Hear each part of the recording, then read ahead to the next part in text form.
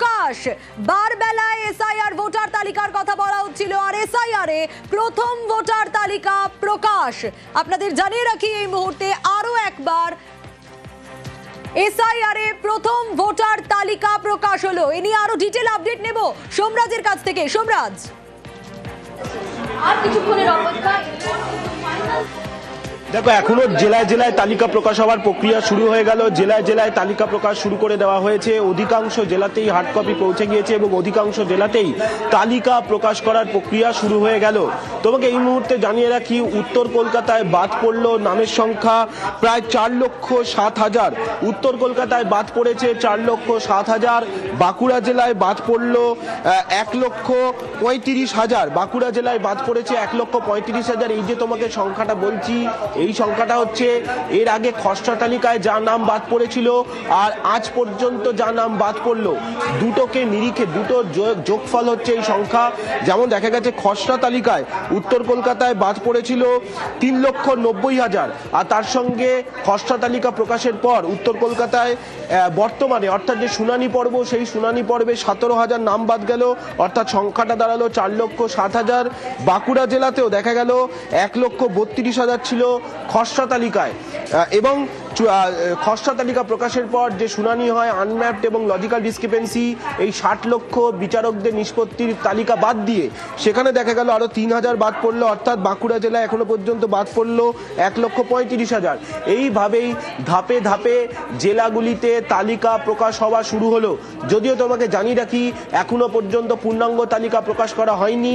জাতীয় নির্বাচন কমিশনের ওয়েবসাইট এবং রাজ্যের মুখ্য নির্বাচনী আধিকারিকের দপ্তরের ওয়েবসাইটে এখনো পর্যন্ত পূর্ণাঙ্গ তালিকা প্রকাশ হয়নি। যেহেতু তালিকা ছাপানোর কাজ শেষ হয়ে গেছে, জাতীয় নির্বাচন কমিশন দুপুর 3টের মধ্যে কমপ্লায়েন্স রিপোর্ট চেয়েছে বিভিন্ন জেলা শাসক তাদের ডিস্ট্রিক্ট ইলেকশন অফিসারদের থেকে। সেই কারণেই বুথে বুথে তালিকা টাঙানোর কাজ শুরু করলো অধিকাংশই জেলা। এখনো পর্যন্ত যা খবর এসে পৌঁছাচ্ছে, নদিয়া, উত্তর 24 পরগনা, দক্ষিণ 24 পরগনা, দক্ষিণ কলকাতা, উত্তর কলকাতা, অন্যদিকে উত্তরবঙ্গের দিক থেকে দেখতে গেলে কোচবিহার, জলপাইগুড়ি, এই জেলাগুলি ইতিমধ্যেই তালিকা টাঙানোর কাজ শুরু করে দিয়েছে। কারণ দুপুর 3টের মধ্যে কমপ্লায়েন্স রিপোর্ট দিতে হবে রাজ্যের মুখ্য নির্বাচনী আধিকারিকের দপ্তর এবং জাতীয় নির্বাচন কমিশনে। কিন্তু আবারও বলছি, পূর্ণাঙ্গ তালিকা প্রকাশ করা হয়নি। পূর্ণাঙ্গ তালিকা প্রকাশ হবে দুপুর 2টোর মধ্যেই, এবং সেই তালিকা প্রকাশ হবে জাতীয় নির্বাচন কমিশনের ওয়েবসাইট এবং রাজ্যের মুখ্য নির্বাচনী আধিকারিকের দপ্তরে। একটা বিষয় একটু জানতে চাইবো যে স্বাভাবিকভাবে সাধারণ মানুষ, এই যে একে একে ভোটার তালিকা প্রকাশ হচ্ছে বিভিন্ন জেলা ধরে ধরে, কিভাবে সাধারণ মানুষ অনলাইনে এটা দেখতে পাবে?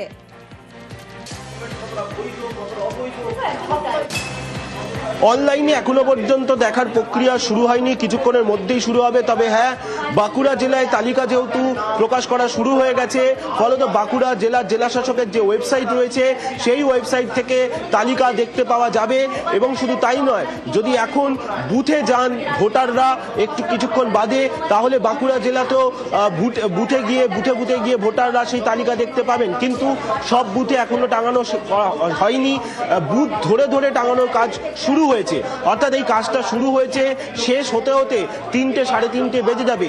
যেমনভাবে বাঁকুড়া জেলা শুরু করেছে, যেমনভাবে উত্তর কলকাতায় তালিকা টাঙানোর কাজও শুরু হচ্ছে বলে আমরা কমিশন সূত্রে জানতে পারছি।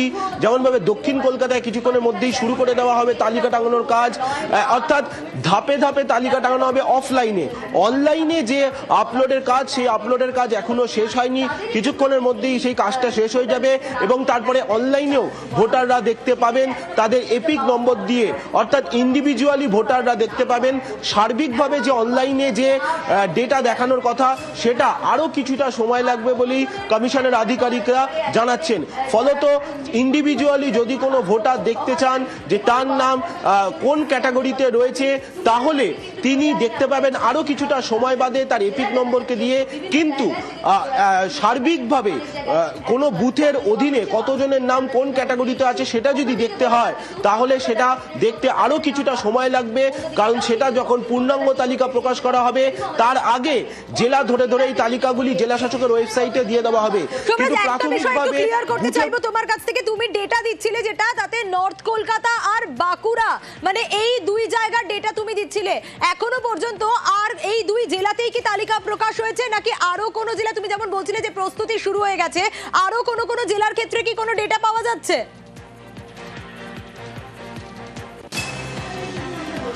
দেখো যেহেতু এখন বেশিরভাগ জেলাতেই কম্পাইলেশন চলছে, কারণ যে বুথ ধরে ধরে তালিকা তারা ছাপানোর কাজ শেষ করে নিয়েছে সেগুলো যেহেতু কম্পাইলেশন চলছে, ফলত সেই রিপোর্টগুলি এখনো পর্যন্ত এসে পৌঁছাচ্ছে মুখ্য নির্বাচনী আধিকারিকের দপ্তরে, এবং সেই কম্পাইলেশনের কাজ শেষ হলে আরো কিছুটা বোঝা যাবে।